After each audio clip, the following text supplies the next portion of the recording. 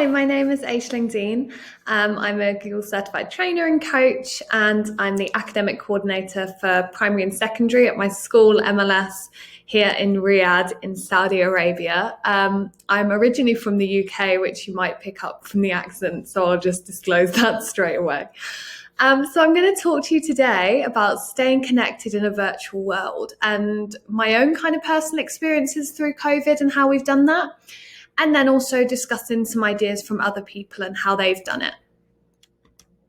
Okay, so we're going to start with a brain break. So the idea of a brain break is to get blood kind of into the brain and to get everything working again and to kind of wake us up. I like to do these before every session with staff, with students, whoever I'm kind of doing a session with. And I find that it gives us a kind of shared experience as well. So when we're both doing this, even if we are both laughing and it's really silly and we all get it wrong, we then have already connected because we have that shared experience of how ridiculous we felt maybe for that couple of minutes. So although you might feel a little bit silly the first time you do this with students, I really, really, really do encourage you to do it because it's difficult to have shared experiences online because honestly, you're delivering content normally and the students are kind of receiving the content. It's hard to kind of get that passover of information. So this allows you to start your lesson with a positive kind of event that's linked you all together, if that makes sense. Okay, so this one's one of my students' favorites and staff favorites in my school.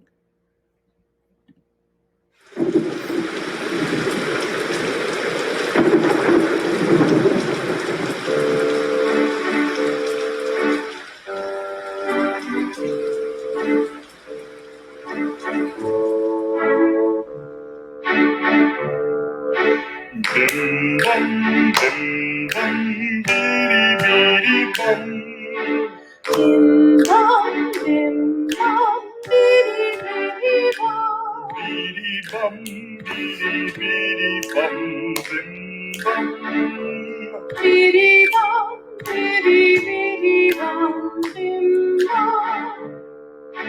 Bim bum, bim bum, bidi bum. Bim bum, bim bum, bidi bum. Bidi bum, bidi bum, bim bum. Bidi bum, bidi bum, bim bum.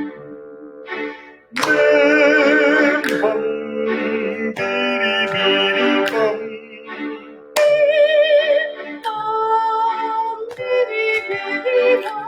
Bidi bum, bidi bum, bim bum. Bidi bum, bidi bum, bim bum. Bim bum, bidi bum.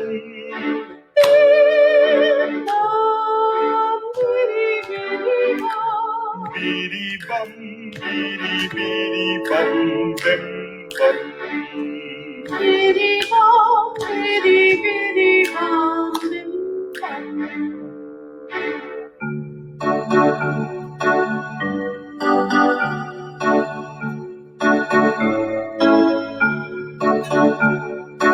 Bim bum, bidi bum, bidi bum, bidi bum, bim bum. Bim bum, bidi bum, bidi bum, bidi bum, bim bum. Okay, I promise I'm not going to make you do it again. So hopefully you kind of got the idea then of what the activity is. Obviously, I didn't do the full song. It does get progressively faster and it becomes more and more funny when everyone can't do it. So after we do a brain break, one thing that's really important to then do is to just take a couple of breaths just to calm down, set the tone, and kind of just bring down the excitement and energy that sometimes you create a little bit with the brain break. So I'm going to do one called the pretzel. So what you need to do for the pretzel is you're going to reach out like you're going to hug someone. So you put both hands forward, you're going to cross them over, turn, and put them together. And then you're going to breathe in and you're going to pull it up. And then breathe out. Breathe in. Breathe out. Breathe in. And breathe out. So hopefully you can kind of feel the benefit for that. For me, I do this when I have a lesson, I do this when I have a meeting, when I have an assembly, whatever it is, not only because it kind of calms down the room and it gives everyone a minute to calm down, but also because it kind of allows me a minute. And sometimes, like even for this presentation, like I feel a little bit nervous, but just taking those 3 breaths just allows you a moment to just connect with your feelings and just calm down and get yourself into that kind of executive learning state where you're kind of at the best of your ability and you're in that area where you're ready to learn. So after that, one thing that I'd normally do in an interactive section is I'd set some agreements. So this is really helpful in your class if you can do that. It kind of gives you a shared connection as a class around this is what we all agree to do. And then you can hold each other kind of accountable for it. For example, we agree to turn up on time. We agree to be prepared. And when the agreements are made as a group and everybody feels part of that kind of class family, I think, feel like that's what you need to kind of do. That's what I've found, at least in my class, that people don't feel like they're being forced into these things because they've come from them and it's their group and it's their family. An example of this is when you work in a team and you say, okay, you're going to do this bit, you're going to do this bit, you're going to do this bit. All of those things kind of get done. However, when somebody comes to you and delegates and says, you need to do this, you leave that conversation feeling like, oh, well, maybe I don't want to do this, or, oh, who are you to tell me what to do? But had that decision come from you and had you have said, oh, I think we should do this, you would have had a kind of different perception of it. So making class agreements or meeting agreements or staff agreements, whatever kind of setting you're in, really allows for you to embed that mutual respect and that connection within the group. So my journey, I've been teaching internationally now for a little while. I was in Qatar, then I went to Cairo, and now I'm in Riyadh. I started my kind of Google journey, I would say maybe 4 years ago. I started looking into Google, and I've always been really passionate about technology. Then I became a Google trainer and then a Google coach, and I'm so excited and I feel so fortunate to be able to share that kind of passion with other teachers and have an impact on more classrooms than just my own. But one thing I would say is when COVID hit, I felt at a real kind of crossroads, because the thing that I loved and I absolutely really wanted every teacher to be using kind of felt now like it was something that wasn't accessible for everyone. It felt like not everybody could access the kind of tools that I was pitching all of the time. And now that students were forced to kind of be on Google Classroom and to be on all of these tools, I felt like there was this social piece that was missing. And I found it really hard at the start to kind of understand how technology could support the well-being of my students and how technology could support that connection. And we in Saudi Arabia, we've actually been online for the full academic year this year. We don't know what's going to happen for next year. So it was really important to find the role that technology could play in supporting that. So that's what I set out to do. And I was very fortunate because my school has a lot of social emotional learning. And I've got to give a big thank you to all the staff right now for that, because they had lots and lots of ideas. And I was already coming into a school that had such a bank of social emotional learning knowledge and such a bank of people who just wanted to do the best for the students. And we all kind of felt like a team trying to find out, well, how do we marry up this technology that we want to use and we see the role of, and, you know, we're all very passionate about, with this social emotional learning, which is a pillar of our school as well. And how do we embed those together? And then how does it look after this? And that's where the sessions kind of come out of. It's just me sharing some of the things that we do in my school, or I do personally. You might see something and want to take it away. You might see everything and want to take it away. You might see nothing and have your own ideas. If you do, I'd love to hear some of the things your school's been doing. My Twitter's on the page now. Feel free to tweet me and message me. But it is a journey. And that's one thing I really want to emphasize, is that you can't just take everything from someone else's kind of perspective. I spoke to Google trainers and colleagues who are involved in Google across the world trying to find out what these answers, but then you have to take the answers and you have to really try them in your own school, and then you keep what works. It's not a one size fits all kind of thing. Our school already had such strong social emotional learning that really, I think our students really felt the difference of being online, and we really were able to then take some of those structures that were already in place and move them online. It wasn't like kind of pulling something completely new. So it really has to be adapted to what you already had in school, and then what you can do online, and then also what your setting looks like kind of right now, if you're hybrid, if you're completely virtual, if you're back in person. So how would you define connection? So have a think about it, and you might want to write it down on a piece of paper. One thing that I always find interesting whenever I speak to people about connection online is looking at what they define it as right now, and then comparing it to what they say at the end of the session. So if you would like to quickly write it down, and then think about kind of why did you choose to watch this session? There's lots and lots of sessions, so why did you choose this one? And this again is interesting. If you write down why did you choose it, it's interesting to look at the end and for you to think, did it meet what I kind of expected it to? And I hope that it does, but I'd love your feedback. So what is staying connected to me, and why do I think it matters? I love this quote from Temple Health, and they say, for many people, keeping a distance from others can be a tough medicine to take. For an extrovert, being social is as basic a need as food and sleep. But for someone who prefers time alone, a directive to stay away from each other can be a dream come true.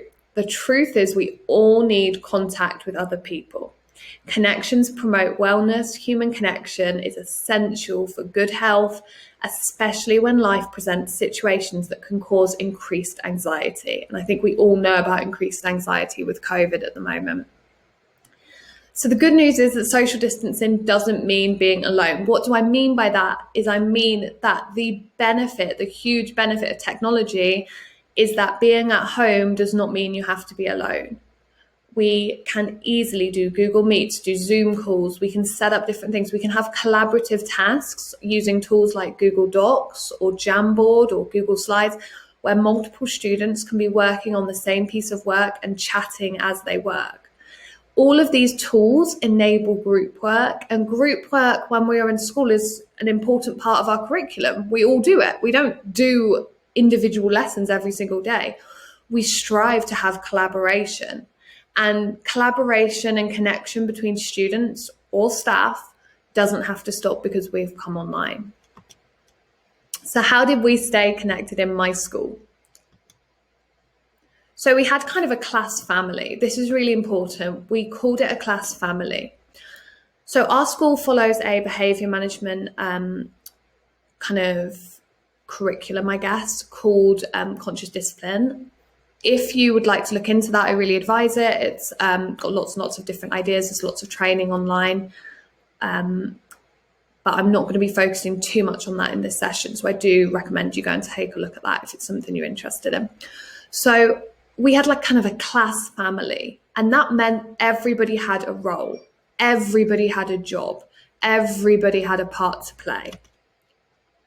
So we then also have this kind of school family. So that's everybody. So you've kind of got like the younger brother and sister. They're maybe the younger students.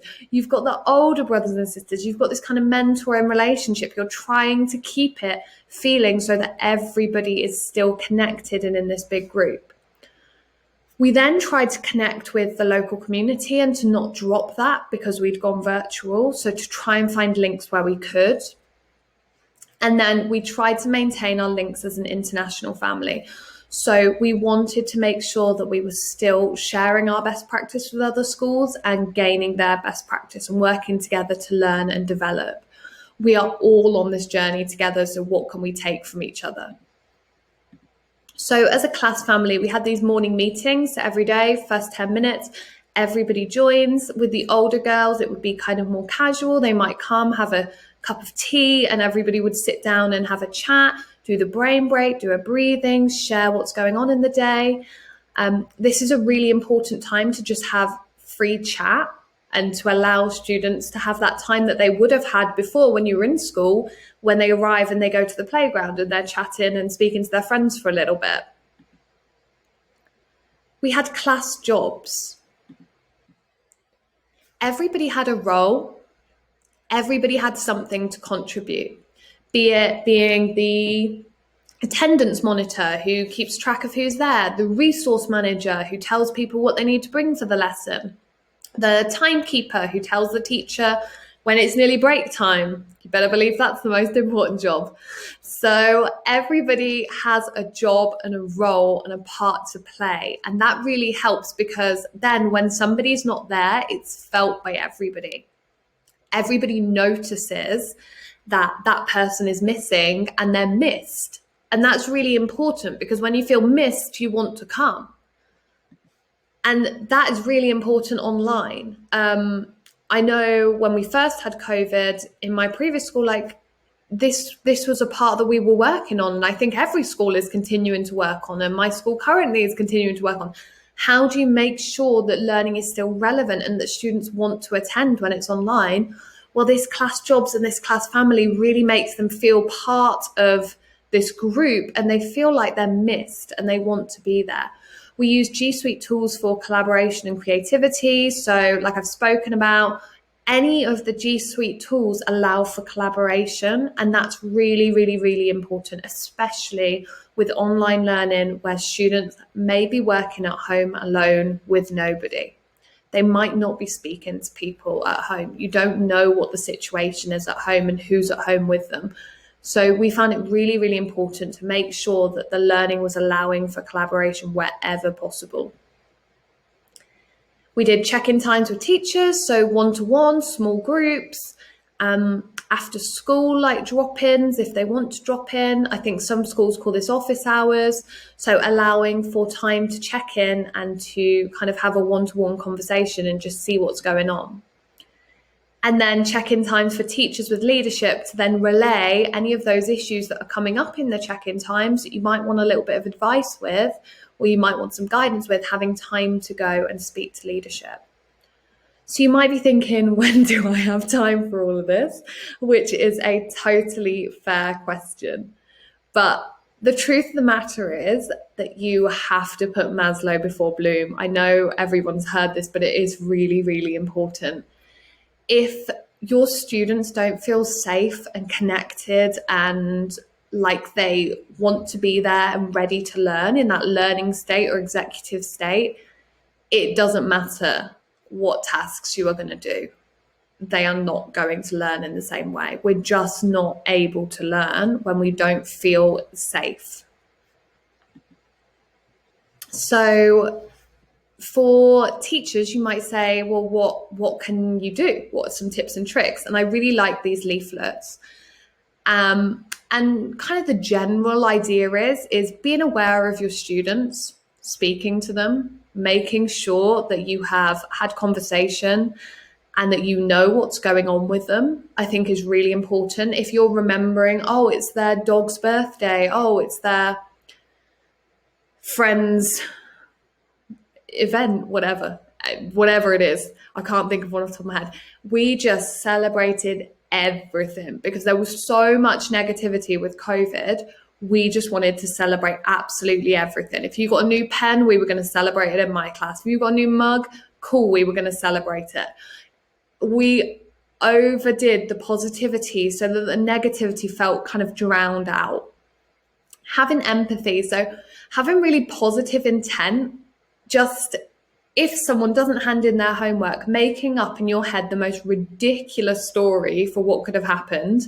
So maybe they were walking along and then the dog pushed into them and then a bird flew past and then a squirrel made them press the delete key and then their homework got deleted. And having that kind of mindset allows you to not feel overrun with kind of the emotions. You need to keep in check how important is that piece of work. Is that piece of work worth me damaging perhaps my connection with a student? Is that piece of work worth me maybe speaking to the parent and then that student not coming in the next day? It's all context. Sometimes it will be. Sometimes you do have to have that conversation, of course. But other times you might reflect on it and kind of decide that it's unimportant, because at the end of the day, we don't know what's going on at home. And at the moment, I would say there is more going on at home than really ever. Communicate. So keep that communication going with students and parents. That connection is really important with your students and with your parents, because when you have issues coming up, when you can go to the parents and already have that positive relationship, it means that it doesn't feel like you're damaging the relationship perhaps. And then providing support wherever you can. So whatever you can do realistically, not making promises you can't keep, but, you know, maybe you're having a chat with that child for a couple of minutes in the morning. You're not saying, I'm going to call you every night at 8 p.m. because you're not going to. So trying to provide support wherever you can. So I like to do this in the middle of my sessions. And I love to do this with the students too. And you just ask them, how are you feeling? Check in. And you can find lots and lots of these on Google, and there's lots of different animals and things.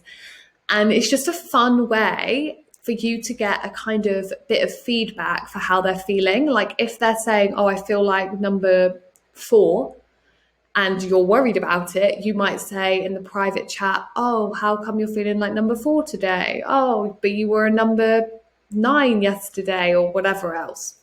So you can use something like this as a really good way to kind of gauge how the students are feeling in a kind of non-threatening way. Then we had our kind of school family.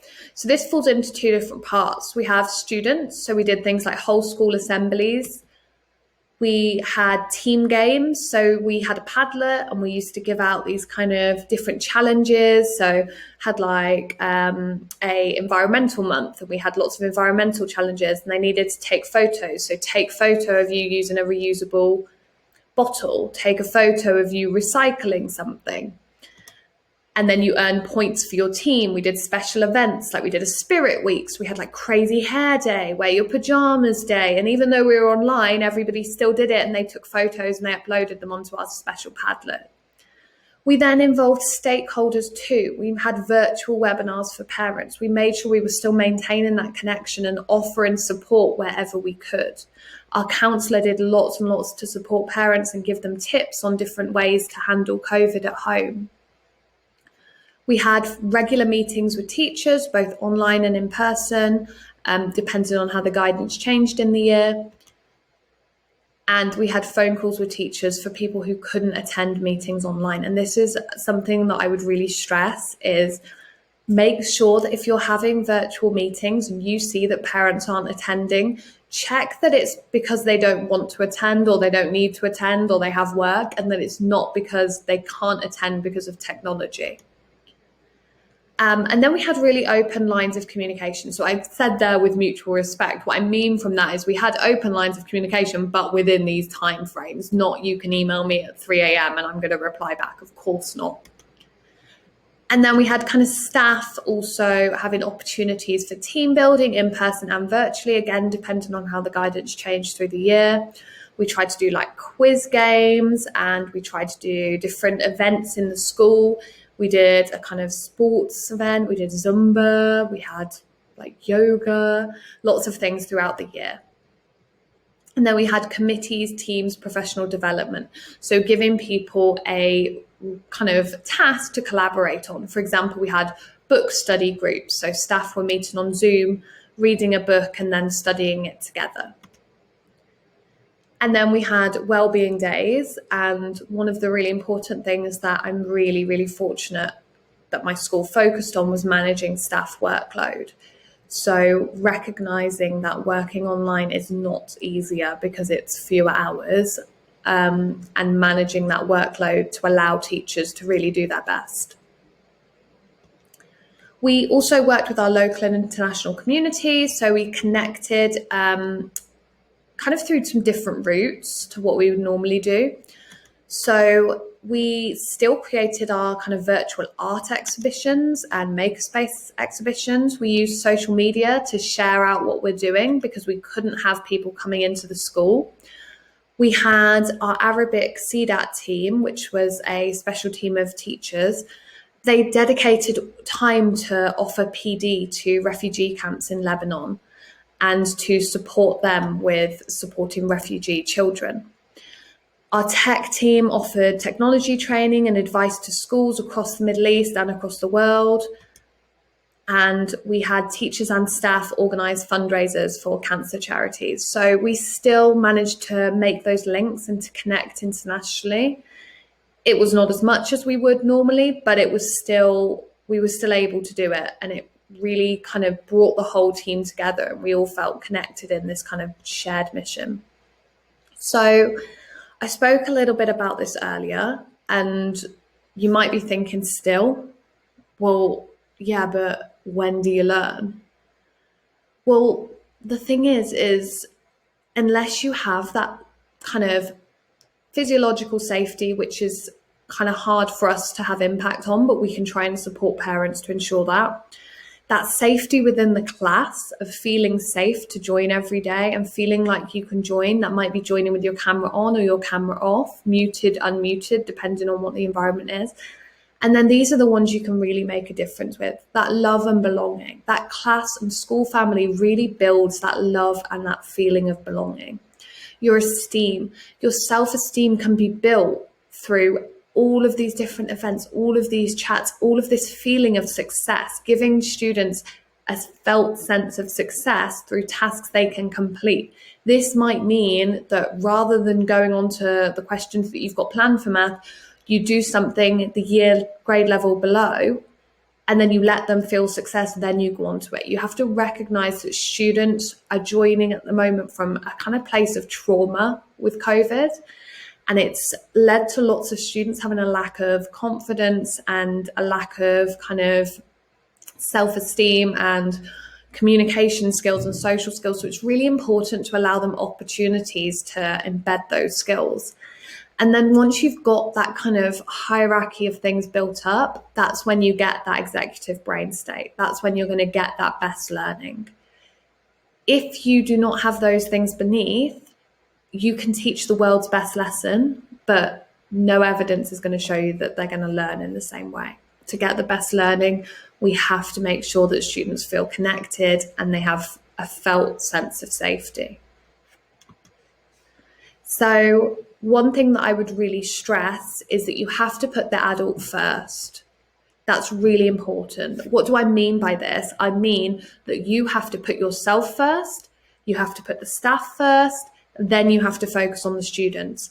If you do not feel a connection to your teachers in your school, if you do not feel a connection to your class, you can't really encourage students to have a connection. You can't fake any of these things. They're all emotions and you can't really fake it.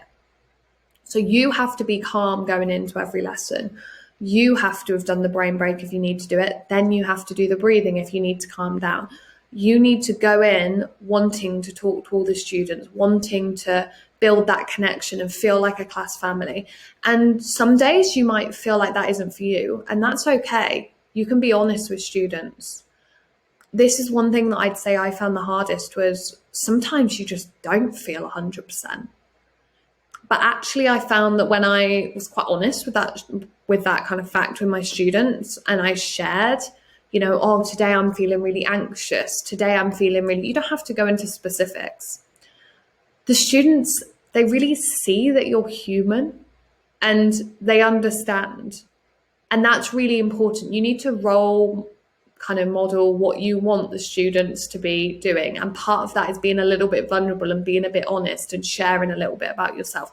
Not oversharing, but sharing a little bit about how you're feeling is really important. Why does it matter? Because at the moment, if you are not in a place where you can really embed and display those skills, you can't teach anyone else to do it. All of these emotional skills and kind of tools are things that are learned by mimicking adults, and you can't teach someone something that you don't know. I'm sure we've all had those kind of times where we've had to go learn something before a lesson. This is exactly the same. If you don't have that skill, if you aren't in a place at that time to teach that skill, you can't teach someone else to do it because you don't have it. You have to have something to give it away. So any questions at this point? It's a little bit difficult because this is pre-recorded, but I'm going to put my Twitter up. So hopefully you can contact me on Twitter if you have any questions, comments, feedback. I'd love to hear from you. I will share as well that there is a Jamboard that a few of the staff members from my school created with lots and lots of tips. They all wanted to share all of the things that they've done this year with kind of first step tips of what you can do. So I will put that on my Twitter, and I will also share it on this Google slide. So I'm so grateful that you've taken the time to watch this video. I hope that you found it helpful. I hope that you can see that it's a journey. It's not just something you can do straight away. I'm still on this journey. I'm still learning. I'm still trying to work out all of these different things and try all of these skills. My Twitter is on there if you'd like to contact me and give me any questions or feedback or comments. And then you'll also see the Instagram link there for my school if you'd like to see some of the things we've been up to and see the kind of bigger context of it. Thank you so much for watching, and I hope to see you soon.